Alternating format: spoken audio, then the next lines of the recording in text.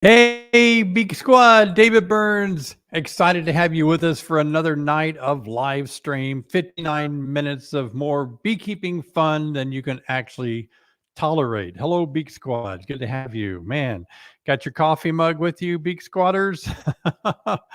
Well, I am so thankful that you tuned in tonight for our live stream. We're going to have a lot of fun tonight. Got a lot of things planned. And we have a giveaway coming up. So stay tuned for your chance to win another giveaway. I see a lot of you that I recognize your name on the comments. So thanks for joining us tonight. If you want to, if you have, like if your YouTube handle is something that does not reflect your name, I have no idea who you are. If it's just a series of numbers or something, so be sure and put your name down there. So that'd be great to let us know who you are. But yeah, I see a lot of you that are regulars here on the live stream, and so nice to have all of you with us tonight. Wow, a lot of you in the house tonight. Look at that. Awesome. Well, thanks so much for tuning in, guys. Means a lot to me. Hope you're enjoying it. I don't know if you noticed this in my couple of my videos last week. Look at this. Isn't that crazy? That is a black bear holding a beehive with bobblehead David's hat and veil on. It's quite hilarious, isn't it? I was at a friend's house, and John Zavishlock in Arkansas the other, oh no, a few months back. Anyway, he had this, and I was like, oh, that's pretty cute. And they said, do you want it? And I was like, yeah, I'd love that. And they said, please take it. So I took it home with me, and it's kind of cute. Let's get the bear back in the picture there. Of course, bobblehead David is on the scene. We want to thank Jessica and Sherry tonight for helping us keep everything going. And we are kind of getting a pretty hard rain right now. So hope our internet holds up. If it starts to get a little glitchy, stay with me. I'll probably come back, but I think it's okay. But it's good to get the rain. We need the rain for sure. And man, warm weather too. Even saw a bee or two peeking their head out of the winter bee kind holes today, kind of checking out the 45-degree weather today. But it's been cloudy, and it's been so foggy for 3 or 4 days in a row. It is insane how foggy it's been.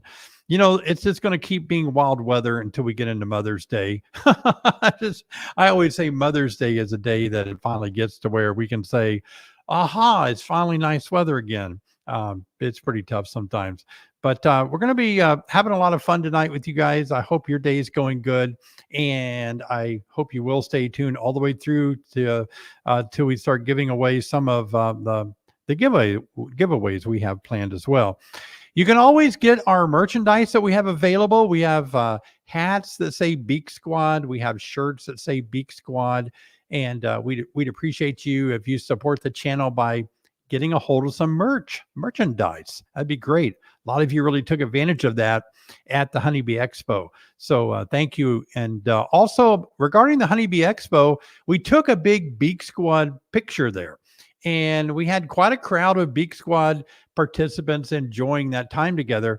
But here's the deal. They had that little camera thing set up where you could stand and get your picture taken. That blocked the view of some of the people on the camera that we were using, the cell phone that we use. So if some of you have a better image of the Beak Squad photo after I spoke on Saturday morning, then please send it to us. Thank you, Daniel, for your kind donation. I appreciate that super sticker so much. Way to go, Daniel. So yeah, if you can send us a photo, if you have a good photo of the Beak Squad picture from the Honeybee Expo, send it to us. Sherry, where should they send it? Sherry's in the same room with me tonight. You want us to send them to Long Lane Honeybees at longlane.honeybees@gmail.com. So if you have a better picture of the Beak Squad from the Bee Expo that you took with your phone, be sure and email that to us, and we'll put that up on some cool things, and we'll get to see all of us together. So that was a lot of fun seeing all of you guys. Sure was. Yeah, so I'm hoping that we can have a good time answering a lot of questions. So if you do have some questions tonight, be thinking about that question that you're dying to answer about beekeeping, or I'm dying to answer and you're dying to ask. But I have gone through my YouTube channel, and you guys are so great about commenting. I don't know if I mean, I get so many questions on my YouTube channel because I have what 16 years of beekeeping videos, and some of the very older ones still generate comments. So when you think about my life, it's not just that my recent video is generating comments. My videos from my 650 videos from 2008 are generating questions from people finding them for the first time. Anyway, have a lot of questions, so I like to go through there. But I did pull some recent questions that I thought it'd be fun to answer these here tonight. So let me just start with some. Here we go. David, quick question. I'm getting my first package of bees soon. Would you suggest putting them in a nuke to start or in the hive straight away? That's a very good question. And if you're really a avid follower of everything I've ever said forever, you'll probably find that at one time I said that I was amazed at how much better my packages do when I install them in a 5-frame nuke first and let them expand. And then I transfer the 5 frames out after they get really going well into a larger 10-frame deep body. So I have said that. I have been known to say that before.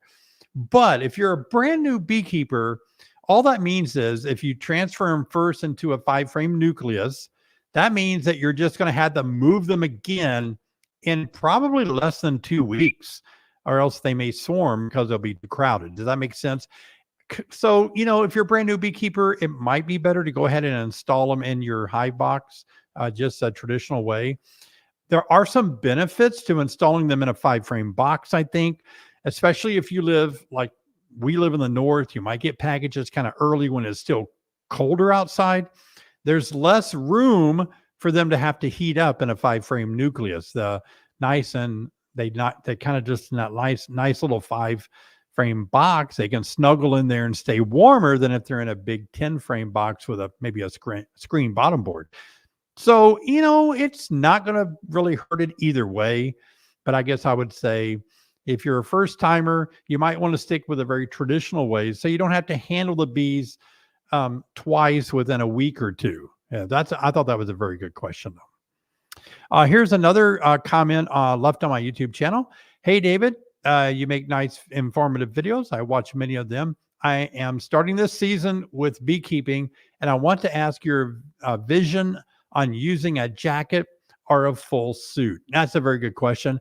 I have made a few videos here and there about the protective gears that you wear when you're working your bees. A lot of times it depends on your level of comfort and your level of confidence, your level of fear that you might have with bees. So there's sometimes I am very comfortable on a really hot day just going out there with a veil and maybe no gloves. But usually when you watch my videos, I have a bee suit on and I have gloves on. And the reason that I do that when I'm making videos is because it takes a lot more work to make a video. Like if I'm out there just doing an inspection and not worrying about getting that scene right, adjusting the camera, checking my microphone levels, that all takes so much time. And I have my hives open longer. And sometimes I have to pop through 1 or 2 hives to get the scene that I want. So I aggravate my bees more when I'm videotaping them. But if I'm just out there inspecting, I like just to wear a hat and a veil and usually no gloves. If I'm going to work one of my more aggressive hives or defensive hives, well, by all means, I'll put my suit on and my gloves. You'll never find me in a bee suit. Never. I mean, I wear blue jeans when I work my bees, and bees can sting through the denim, but it seems like to me the stinger just doesn't really make it that far to really get a good bite of my skin or something. I just don't see bees on my legs. I mean, I have gotten stung through my pants. I don't want to mislead you, but normally under regular inspections and all, it's not a big deal. And so that is a good question. So what is your level of comfort and what are you doing? What will you be doing? Like if somebody said, hey, David, a big truck fell over on the interstate, you need to go out there and help them put all the hives back on this big truck. I'm wearing my bee suit. I'm duct taping everything because, you're going to go into a firefight with bees. So I find it important to kind of evaluate your hive you're working, your comfort level, and just I think early on I probably did wear a full suit until I got more confidence built up. Thank you for the video. I'm a very new beekeeper and I have two questions. Let me say first that I see so many new beekeepers on my channel. I really appreciate you guys putting confidence in me to help you get started. I really, at the Hive Expo, so many of you told me that I was instrumental in helping you get started. So I'm humbled by that. I'm thankful that I can be a little bit of a help to help you navigate into beekeeping. And uh, we did, it was remarkable. We saw hundreds, if not thousands, maybe fair to say, of people at the conference. So it was quite a pleasure meeting all of you there. It really was. Oh, okay. Where do you suggest we purchase our hive? Now that's a good question. Where do you purchase a hive from? Okay, I want to talk about that because when I started beekeeping way back, wow, almost 30 years ago, um, I did not know of any beekeeping companies, and we didn't have the beekeeping companies that we have today. The proliferate amounts of them we do, and the one that I found out about, because remember this was back in the early '90s. No, wait a minute. I started in the early '90s. Yeah, and so this was before we had internet, and so I didn't know of any beekeeping companies. I was new to beekeeping, but somebody must have probably gave me a catalog or something because I remember ordering a few things from Walter Kelly. Leave a comment if you remember Walter Kelly Beekeeping Company. I think they've changed hands, been bought out. I don't think they're called that anymore. I could be wrong.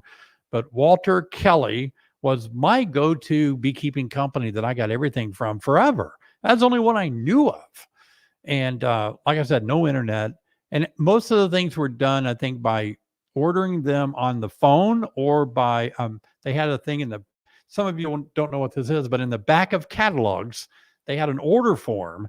Gosh, you had to fill out what you ordered. You'd have to actually figure your own shipping and your own taxes out, fold that up, put, currency in there or write a check. I'm not kidding. I'm that old. And then you would send that off and they would ship it back in a few weeks, right? And so I didn't really know a lot of places existed. As I got more into beekeeping, a few more years into it, I discovered Date Ant. And then I discovered Man Lake a little bit later. And there was another company too, and I can't remember. I know there's Better Bee. That's another big one. I can't remember. There was another company that I just can't think of the name of right now, but it was kind of popular too. But I thought, wow, what would I recommend when somebody says, where do you suggest I purchase my hive? Because today it is incredible the amount of beekeeping businesses. Some of them are smaller businesses. Thank you, Sundown Farms, a super sticker. Thank you. I appreciate that. I like that emoji of that bee. That looks like a yellow jacket, doesn't it? I can't make out what that is. Oh, a bee on a motorcycle. Awesome.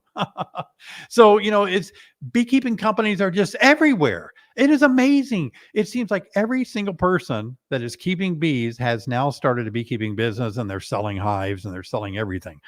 It's like, that's not a bad thing, right? Because it's competition and it maybe drives the prices down. But I think sometimes there's just so many, it makes it harder to choose from, which one are you supposed to select next, this one and that one. But I would probably say, where should you get your hive? I'm going to say it's up to you. You know what I'm going to say. I'm going to go a little bit more into detail about this. There's Amazon, and you can buy hives off Amazon. A lot of people buy off Amazon. They love it. Some people don't like Amazon. Some people don't like to buy things off Amazon. Totally understand it. Don't have to really draw a line in the sand. I know it. I get it. But here's the thing. You probably need to really work hard at finding a place that you trust, that if you have something problem, that you can talk to somebody and resolve a problem. And that usually is going to mean that you need to look for a company that's US based, some place even local to you, maybe, that you trust people, that you know them, that maybe you can drive there and pick up things.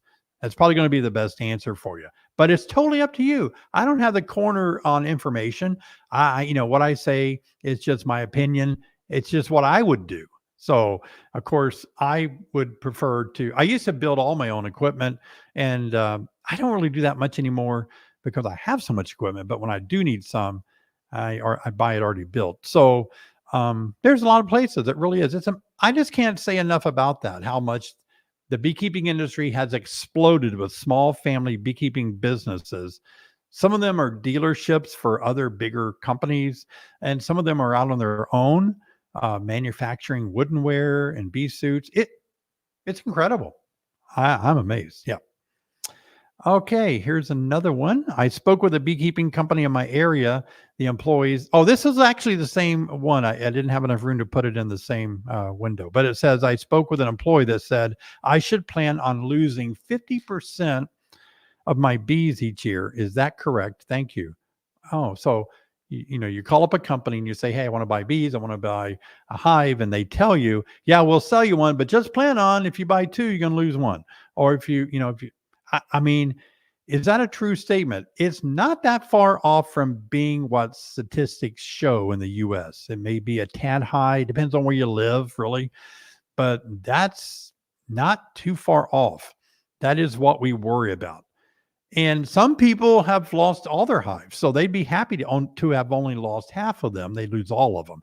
And a lot of the reasons we feel that people lose hives is usually because they had varroa mites that spread the viruses that got the bees.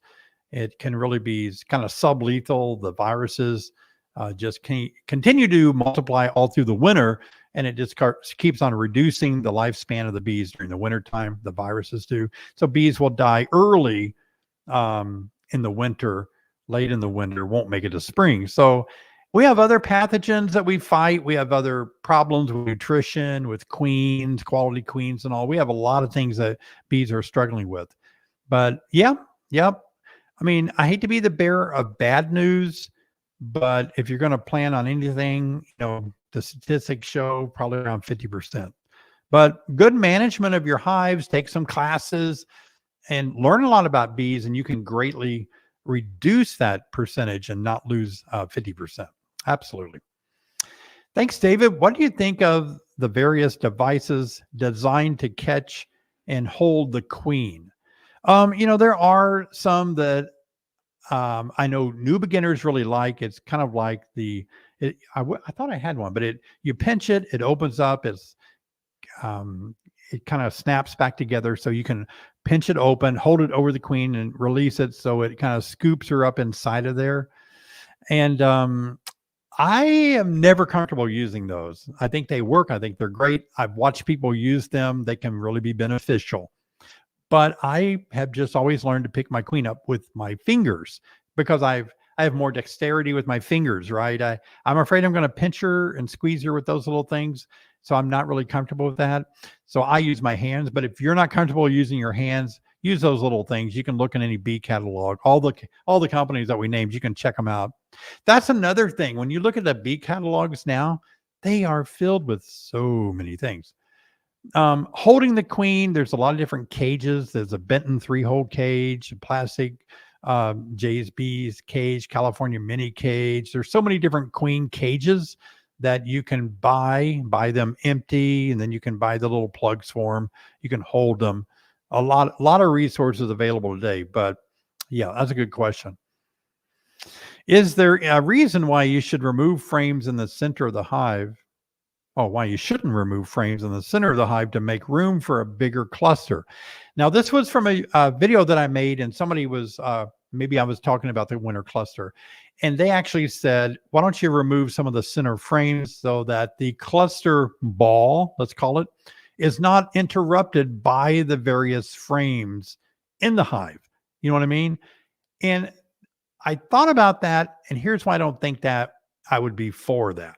I'm not saying it may not work, but here's why I'm not crazy about it, is because there's a reason that bees build their comb the way they do in their natural habitat. They don't leave a big open space that they all hang out in the wintertime because they need the resources in those combs. They need the honey, the bee bread, the pollen that's stored for winter. And there still is brood that queen's still laying some eggs. And so if they were just in a big empty cavity or a big open space in their hive, there would not be the ability for them to utilize their comb. They live in a comb. We live in houses with rooms. They live in a hive with combs in it that they build. They build them for a reason.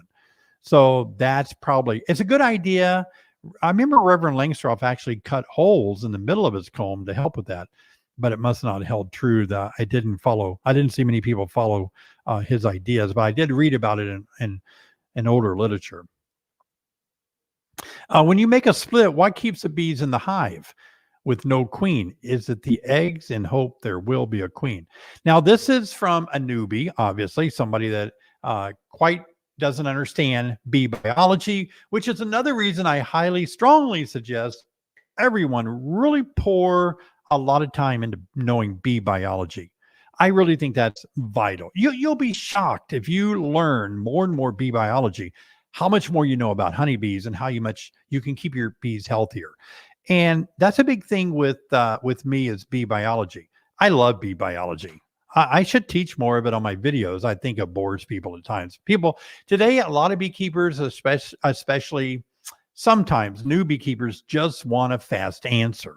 They don't want to really put the time in to know how I came to the answer or how they could come to the answer. I hate to admit it, but I've answered questions for a long time now. I actually have a mentorship program, so I see what people are dealing with. A lot of people just want to know the answer because we live in a society today where we take out our smartphones when we want to know something. And we just look it up. Oh, I need to know this. Boom, got the answer. So a lot of times we carry that over into our hobbies. But please understand, to get the most out of beekeeping, the most enjoyment is if you can really learn to really have a deep love for understanding bee biology. I'm not asking you to go back to college and go crazy with memorizing everything there is about a bee, but understand basic bee biology. So in this case, when you make a split, what it's a very valid, I think it's a very good question, a very valid question. What keeps the bees in the hive? Like when we take their queen away, a lot of people wonder that. Is it the eggs and hope there will be a queen? Yeah, that really is it. So they have, let's say there's a colony purring along, and you decide to make a split. You take maybe 4 frames out of some brood frames, some resources, and you remove the old queen, the established queen, and move her off with the split. Now that leaves no queen in the mother hive. Let's call it the original hive, and they're missing resources and brood, although they have enough to continue on. But you're right, they have a lot of eggs that in 3 days, an egg's going to become a larvae and it's going to have to be fed a lot. So the queen has been laying well. You got a lot of larvae and future eggs that are going to be larvae that need to be fed, and all that larvae turns to pupae. And so that means that pupae has to be kept warm, 92 point something degrees. So that makes everybody stay put. Like, oh my gosh, we have all these babies to raise. We have this big family. We have all this food. We got to keep things moving. But there is a group. There is this section of the nest mates that say, "Red alert! We do not have queen pheromone anymore. The queen mandibular pheromone is gone.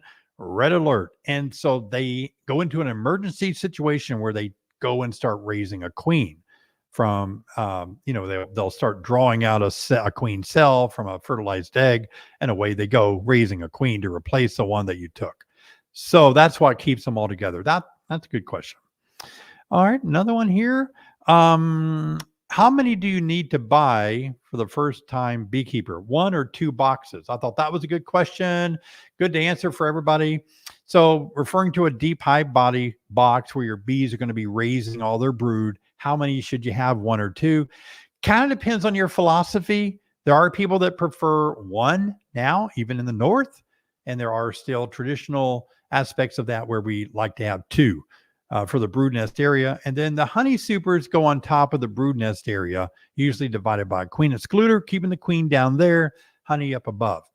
But that's something that it's going to take a lot more research on every new beginner's part. You need to decide where you live, how much honey you need, how much stores of resources you need to make it through winter. And if you don't need a ton, you can make it through with one deep box. Or if you're a really skilled beekeeper and you know how to get through the winter in a single deep, then single deep it is. But it depends on your skill set, depends on your weather, your climate, where you live, how cold things are, how you're managing your bees in the wintertime.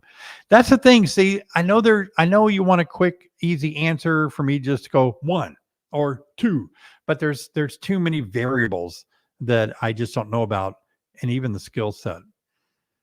Oh, I don't know how that one got in here. Oh, that's Hindi, and it says something like, it says something like, should you feed bees bananas or do bees eat bananas? Um, that's a good question. Now, bananas have the same uh, a type of chemical that the alarm pheromone has. And so it smells similarly. So sometimes people say if you eat bananas, you shouldn't really be handling bees because they can smell alarm pheromone. But I've done a lot of studies, and John and I did a bunch of studies at EAS one year to see if we could excite the bees to get a little more aggressive with the smell of banana. And so we put bananas, mashed it up in one of our black socks. I don't know if it was my black sock or his, but black bees don't like black for obvious reasons. Black bear is, so they're darker colors. They're a little bit concerned about maybe being a black bear or something. So we used a black sock, smashed bananas in it, and then we opened the hive up and put it on a stick so we could stand far away. And we I made a video, it's on here. And so we did get a few more stings on the black sock with bananas in it than not bananas. However, there are many people that feed bananas to bees, and bees like bananas. They eat it. You know why they eat it? Because bananas have sugar in it. And guess what? Bees go crazy over anything with sugar. So there's that. So those are a few questions I thought I'd share. Instead of typing all the answers out on my YouTube channel, I would just bring them over here. And by the way, if those of you that do want your questions answered on my YouTube channel comment section, this would be a better place to bring your questions where you can actually present them and I can see them right in front of me. Because I do get so many questions on YouTube, I may accidentally miss yours. Or sometimes if you use the wrong words or the wrong length, or if you include links and all, YouTube itself will filter out comments and I will never see them. So if you leave a comment and you never see it posted, YouTube probably went, mm-mm. So, so you have to keep trying to use different words or something.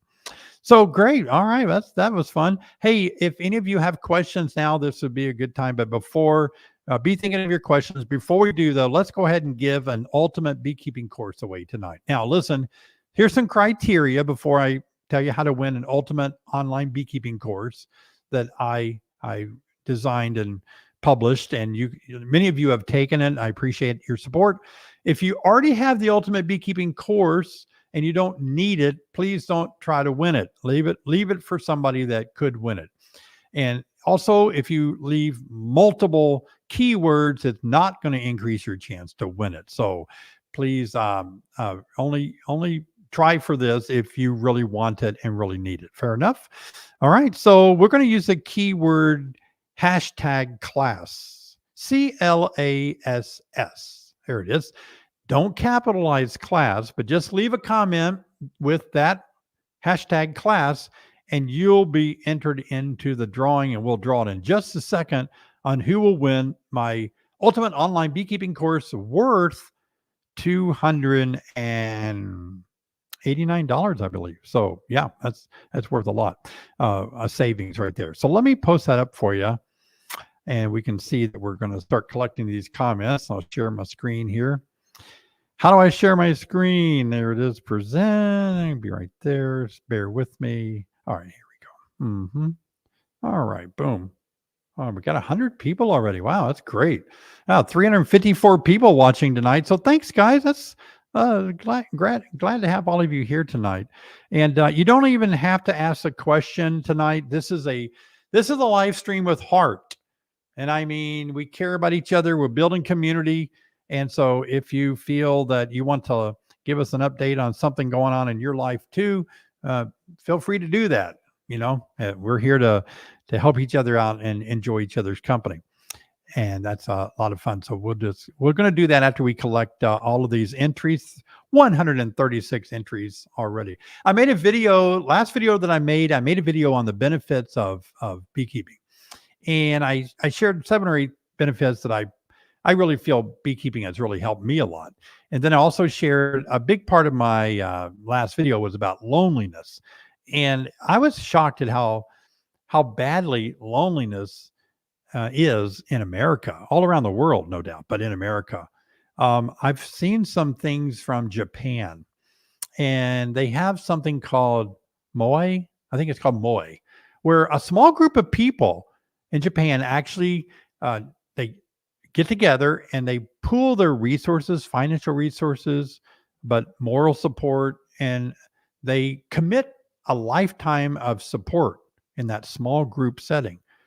And some people think that's why some Japanese people in these kind of environments are living way over 100 years old because, our Surgeon General said something like, I don't want to misquote him, but he said something like, loneliness is like that of smoking. And so in beekeeping, sometimes we can be lonely in beekeeping because it's a hobby that you do sometimes by yourself. But beekeeping can also be a place where you really enjoy bee clubs and bee conferences and enjoy hanging out with people. So I hope you're not lonely tonight. I'm David Burns, and I'm here with you to help you have a good time. All right, let's go ahead and draw and see who wins our class tonight. Who's going to win the ultimate online beekeeping course? Ooh, boy, here it comes. Oh, man, it starts slowing down at the end. Oh, Willard Trafton. I've seen Willard leave a lot of comments. That's great. Okay, Willard, longlanehoneybees@gmail.com. Email and email us at that address, and we'll be sure and get that sent out to you. So congratulations. Everybody give a thumbs up and applaud Willard. Wow, good job for that. Excellent. All right, very good. Okay, so let's head back to the comments, and we'll let Jessica and Sherry throw up some good comments today or questions that we can talk about here on the live stream tonight. Looking forward to it. I know you've been probably struggling with a lot of questions, and you might have some. After we do one of these giveaways, it's hard to go back and find questions. Oh, we want to give a big thanks to Mark. Hello, Mark. Good to see you again here on the live stream tonight. Thank you for your super sticker. Appreciate your donations always, all the time. I really do. Helping our live stream. Help support the live stream. Yep. On the Morris Homestead. Hi, David. I have a question for you. I peeked into my hives yesterday and I saw what looked like mold growing on my top bars. Should I be concerned? Good question. Inside hives, we always wood in there, and the bees are making a lot of condensation along with the contrasting temperatures, hot and cold. So that wood can become stained with mold or mildew. And should you be concerned, not so much about what we would call mold or mildew or the staining, but concerned about the moisture. So it's a moisture that's doing that. And so that is of a concern. Absolutely, because that moisture is a result of usually too much moisture in the hive. And it takes a lot of work to figure out how can I control that moisture. And that is, you just don't want to go out there and, open up the hive and let it air out because it's too cold to do that. You don't necessarily want to wrap it. Now, in preparation for my live stream tonight, I thought about digging up some EAS, Eastern Apicultural Society's Master Beekeeper questions. So I was looking through old past written tests, and one of the questions was something like, is it an advantage or something like that to wrap your hives, or is it possible to wrap your hives too much in the wintertime? And the answer on the Master Beekeeper test was yes. That can be a problem because it can cause a buildup of excess moisture. So sometimes we can overwrap or too tightly wrap our hives, and the bees are making all this heat. And I know there's a lot of people that have different items to sell now. I'm not going to mention any names, but a lot of people have different views. They promote why this would cause less moisture, would get rid of moisture and all that. So that's something that all beekeepers have to really uh, figure out where they live, how humid or moist it is where they live, and does it help to wrap or does it hurt to wrap, and does it help to, use candy boards on top, or does it hurt? And you just have to kind of do all of that. All I can say is what works for me, and that is I use my candy boards and Winter Be Kinds to absorb the moisture, and it works perfectly. It absorbs 90% of moisture in my hive, excess moisture. Yep. Good evening, David. What was your biggest winter loss for bees? How many hives and what month did it occur? Thank you. Oh, I don't know. I think when I first started beekeeping, I didn't have any concepts of overwintering other than an older paradigm that I applied. That is, I would treat my bees once in the fall, and then I would do nothing. I fed them 2 to 1, and so they would try to store that as honey, and then I would just fingers crossed they make it through winter. I think that's when I probably had my biggest losses, and I was probably up there at 50%, I imagine. But then when I started trying to figure out what in the world I need to do, and created a way to feed my bees, get rid of the moisture, and control mites, boy, things really got tons better. The hives that I lose now are hives that I knew that I was not happy with, and I just thought I don't have the ability to do anything about this. Like maybe I wanted to combine them, but I didn't, thinking, okay, I'll see if they make it, but I kind of don't know for sure. I don't know if they're going to make it. And if they don't make it, then I go, okay, I thought they wouldn't. So there are times when I lose hives even today. I mean, I was watching a YouTube video. Michael Palmer said he lost, I think, 60% of his bees last winter. I think he was blaming it, maybe, if I understood it right, on farm chemicals or something. And I live right in the middle of a huge farm agricultural monocrop area too. So, I have to worry about that. My bees are always out there on soybeans when they're actually spraying insecticides on soybeans. So I don't just fight winter weather and mites and all that. I have to be concerned about farm chemicals, my bees picking it up too. So yeah, that's a toughie. Hey, Jake Losser, how are you doing? Check my hives today. Used Winter Be Kind boards. One hive in great shape and the other hive not so good. Should I wait another month before I declare it dead and take it down? Oh, I see. I wonder what you mean by not too good. And I don't know where you live, Jay. So maybe you got a Winter Be Kind on. I suspect you live in an area where you can't really go out there and pull frames out. Did you misread it? Did you just see the top, the skinny part of the cluster? The bigger cluster is lower. These are questions I don't know, but if whatever your assessment led you to believe it's not so good, if you're positive it's not so good, like maybe the cluster is really small, they've lost a lot of bees or something like that. I personally, I don't go out there in the winter and try right now to do something about it if there's still some living bees in there. I've been surprised before. I've had small clusters make it through, but I think that's just going to be a call you'll have to make. Yeah. You definitely want to take care of it if it did die before it gets in there and gets too rank in the, when it warms up again. Cheyenne, how are you doing? What causes chalk brood and how do I fix it? Yeah, chalk brood is interesting because if you've never had chalk brood before, it is kind of an eye opener. When you get it and you see it, it's usually in the spring.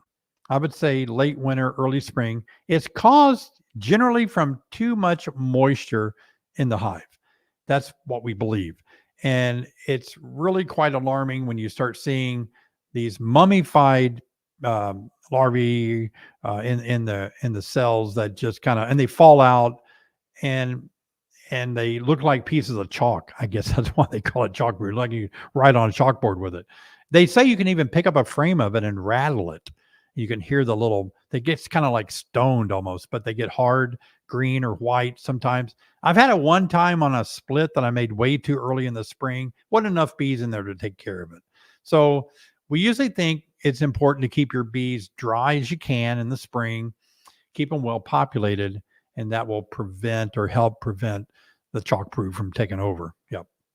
Usually it's pretty correctable though. Hey, Adam, nice horse there. Going into my first year as a beekeeper, I'm getting my first 5 frame nuke in April. Do I install them the same day or wait a while? Big common question here on the all you can take live stream, all the fun you can have in 59 minutes. Big question. I think we get this question every single live stream, but you might be new, Adam, but so welcome. But yeah, I always say, it's up to you how you feel about things. You can do what you want to, but a lot of us sometimes feel like if you get the nuke, take it home, put it on top of the hive that you're going to install it in, and open it up, let them fly that day, and then the next day install them. The reason for that is just to help them settle down from your travels. They kind of get shooken up a little bit in their travels. I've done it both ways. They might be a little more defensive if you put them in there directly from being jostled around in the back of a pickup truck or something. That's all. I think that's why we do it. But you can do that. It's either way, it's going to probably work out fine. Waiting a day might help a little bit. Good question, Adam. Third year beekeeper with 4 hives and don't want any more. Any advice on when and how to do splits to make nukes to sell as swarm prevention and still get honey?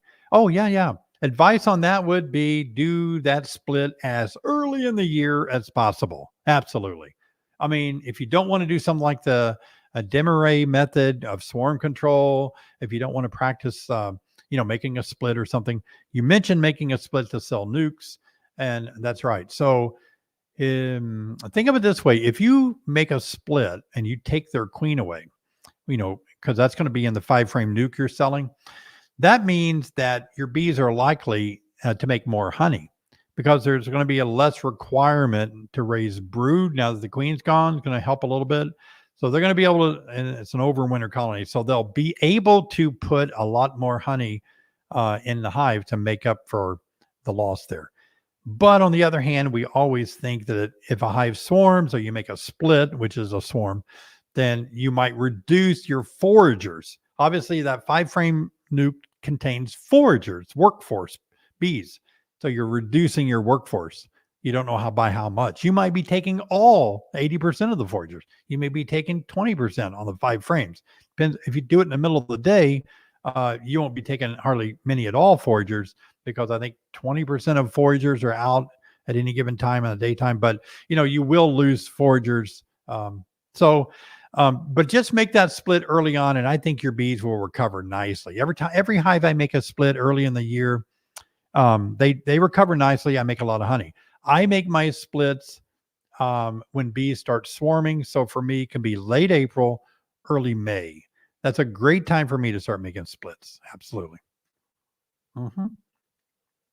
Hey, Tim, how are you?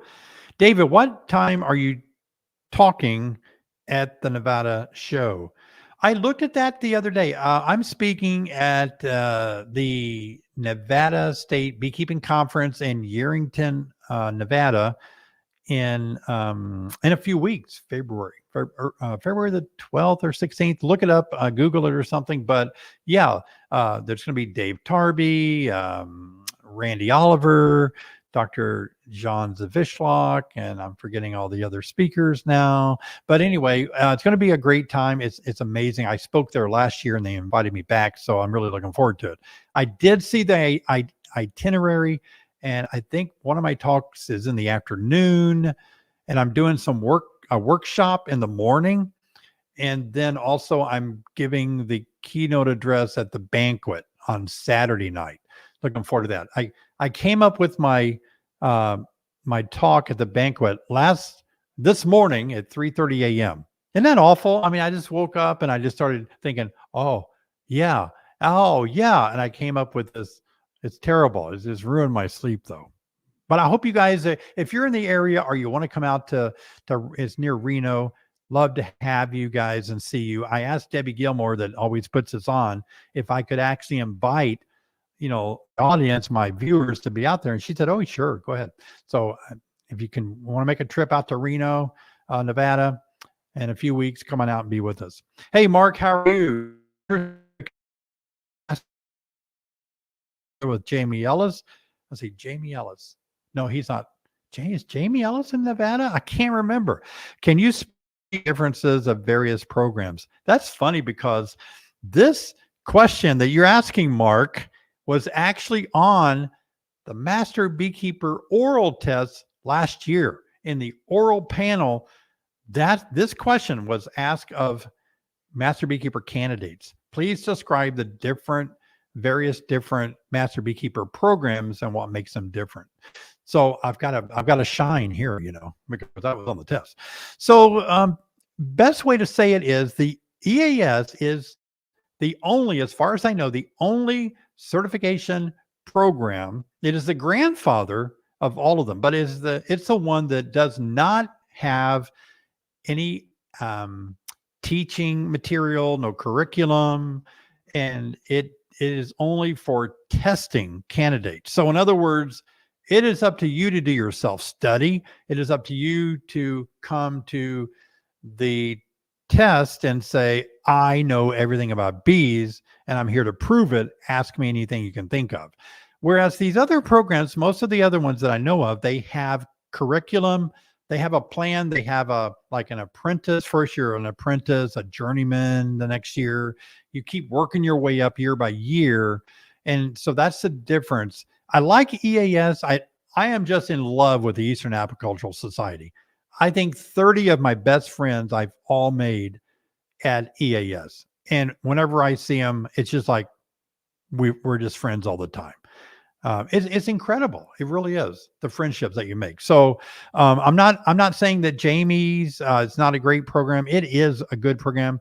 All of these Master Beekeepers programs are really solid for the most part that I know, the university ones, but they're just different. So it depends on your flavor, your taste, what you kind of like feel better about, I guess. And some people need that study time. They need that, a year to do this, a year to do that, a year to do this. I understand that. So it just depends on the candidate. Absolutely. Good question though, man. You start me talking about Master Beekeeper program, I get excited. Dallas, how are you? Wondering whatever happened to one of my colonies this winter. I opened the lid and there was a small handful of dead bees full of honey. All bees, other bees are gone. Has been in the 40s lately. $1 million question there. Absolutely. How do you diagnose a failed hive? And what do they die from when you see, in your case, a small handful of dead bees? Small handful of dead bees makes me think of several things. Starvation, but then you say there's honey there. But when I used to lose a lot of hives in the winter, I had plenty of honey on board, but it was so cold that they would cluster and get in such a ball they couldn't access. They needed all the honey within the ball of the cluster, and it was so cold they couldn't get moving around to where the honey was. That could be it. But a small handful makes me think they're small in number. You need about 40. I need 40,000 bees to stay warm. And if I get below that number, even though they're clustered, they can't generate that amount of heat that they need. So it could be that. Of course, it might be that they had a high viral load. Sometimes we think that if we control mites and keep it 3% or less in our mite load, then we'll have less virus loads. But, only takes one tick on us to spread some type of Lyme disease within us. So sometimes the mite levels being low, they can still spread viruses. And then once viruses get into our bees, the bees can spread the viruses. So it doesn't mean all the time that even though we kept our mite levels low, that it wasn't viruses that slowly reduce the population of our bees in the wintertime. I'm sorry you lost that, or sorry that happened. That's too bad. When making a split, people in the South are going to be splitting soon. It's warming up. It's coming this way. When making a split, how far away can I place the new hive? 20 feet? Or is that yards? Feet.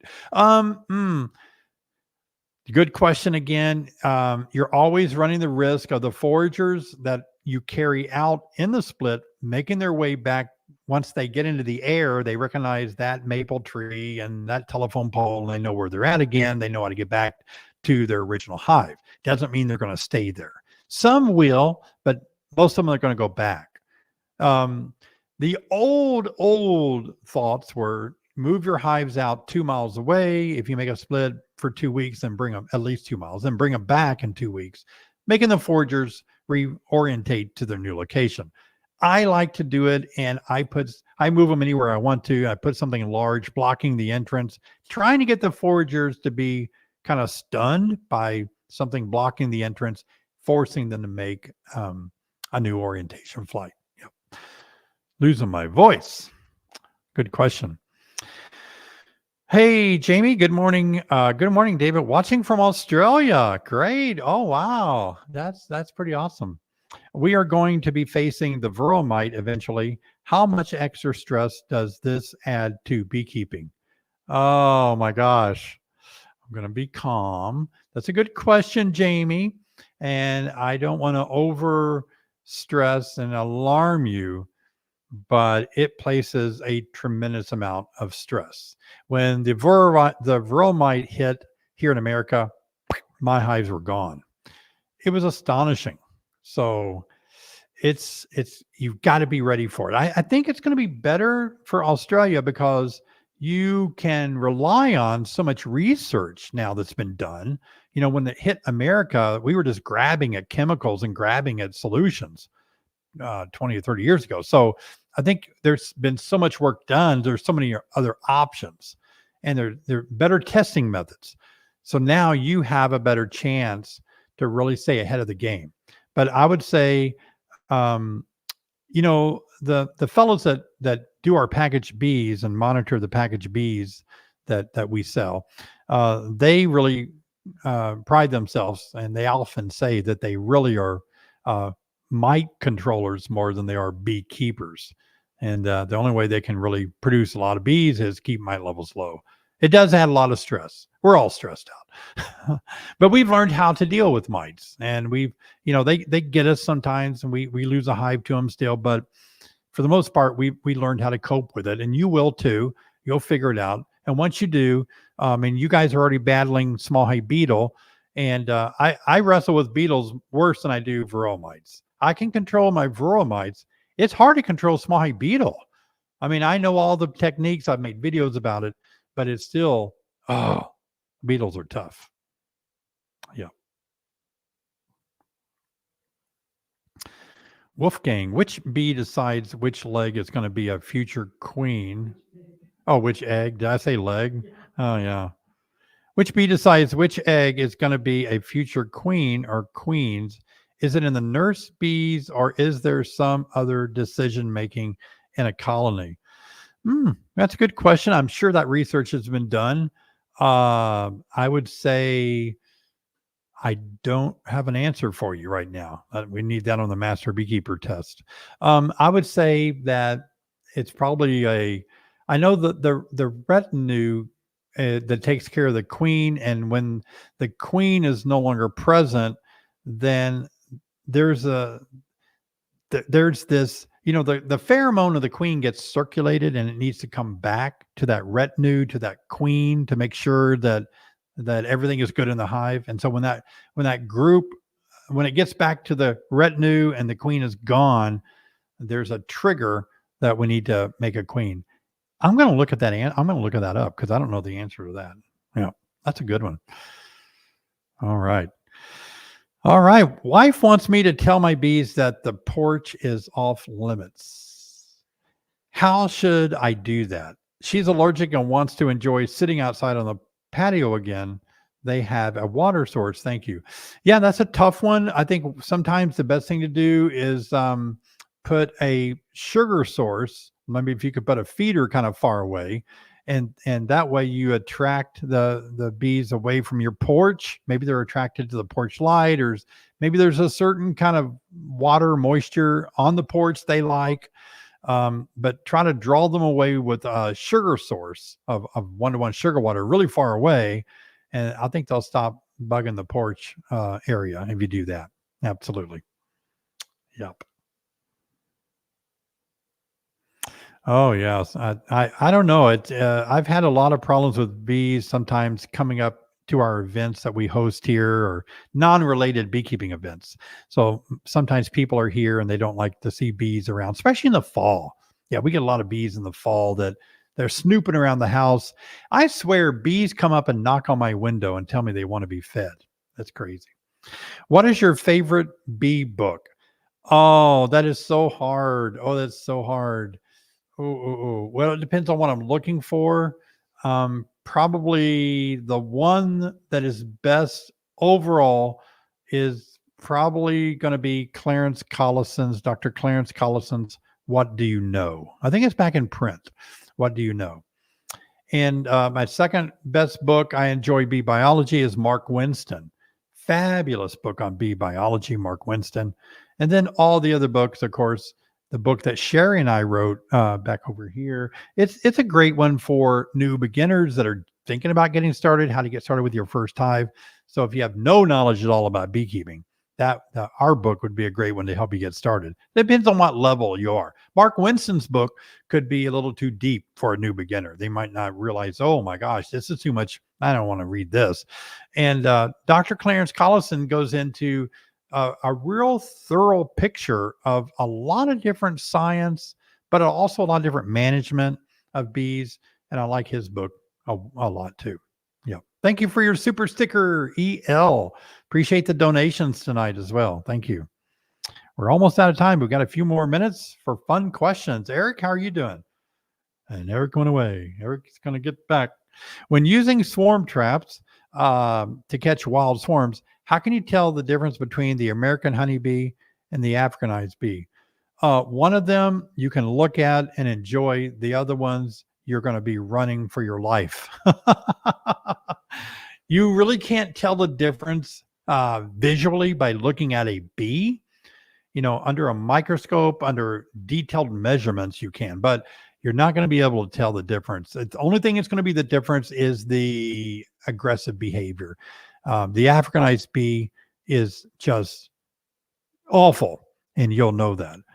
I mean, you can have some mean European bees, but don't get me wrong. But no, the Africanized bees is, oh my gosh, yeah, really. That's the only way. It's just by their defensive behavior. David, thank you for your gift tonight. We're jumping into beekeeping for the first time. Right now, we have our bee delivery for Michigan for May. That's a good month. But we were thinking we could be fine with April. What do you think? Let me ask Sherry. She likes that. April or Michigan, April or May? April the 15th. Yep, she's thinking. No sooner than April the 15th for that farm. Okay, Sherry says no sooner than April the 15th, David. No sooner than April 15th. You might be able to pull it off after that. Yep. All right, good. We have sold packages of bees for so long. We kind of know what part of the country that they do better in when they get them. Hey, Tom, how are you tonight? Thanks for another great live chat, David and Sherry. Thank you, Tom. Appreciate that a bunch. Tom and I have had some good conversations here lately on queens and things. Good to see you, Tom. All right. Yeah, package bees are really one of those things where you can get them. You think you're going to get them at a certain time when spring's going to be here, but all at once you realize spring came early, and dandelions can almost be gone by the time you get them sometimes. And you're like, oh, I wish I had my package earlier because dandelions have almost all bloomed. But then other times you get them, and you get them later, and it's so cold. Spring is so late, and that you have to install your packages on a snowy day, and your bees sit in a cold, snowy hive for a week. Waiting for dandelions to bloom. So there's no science. I mean, we try to do our best, but you know how weather is in the spring. Yeah.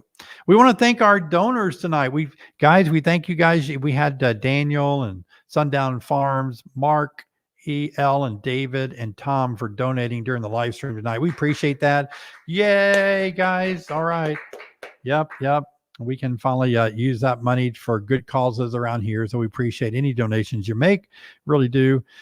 We are selling our packages and nukes, where they go on sale at the first of the year. And our packages are for local pickup. Our nukes are too. So we don't ship. So unless you're wanting to come here to our apiary, packages and nukes are for sale now to be picked up sometime. Our packages are picked up late April, and then our nukes usually are available sometime in May. So we have all that going on coming up late April or May. We appreciate your support if you're interested in buying bees from us. But again, one of the great ways, in case you didn't win the ultimate online course tonight, is to go on our website and take advantage of our online courses. These courses have been viewed by thousands of beekeepers, and so many of you have told us how much you like them. And just go on our website at honeybeesonline.com. You'll see a link off to the left where it talks about the Beekeeping Academy. It'd be just like me teaching you right now, but there'll be scenes of what's going on in the bee yard and all, and you'll enjoy them. So I hope I can be your instructor and your mentor if you're just starting out. Can't tell you how much it's going to help you to really take some good classes. It doesn't have to be mine, but take some really good classes and learn to really be a good beekeeper before you start. That's going to be really good for you. Yep. Anybody else? Anything to say, Sherry or Jessica? I think we're right at 8 o'clock, so we've passed our 59 minutes of good time. We gotta go back to our regular scheduled lives now. I want to thank you guys for all being a part of the Beak Squad. Bobblehead David says, thanks so much for watching. Please subscribe, and thank you so much. Be watching for new videos that I'm producing, and always like sharing my heart with you guys in my videos. And also feel free to replay this if you're watching this on the replay. Good to have you along too. But love you guys. We appreciate you so much. Thanks for watching tonight. And we'll see all of you next time for our next live stream. Thanks so much. Have a good evening.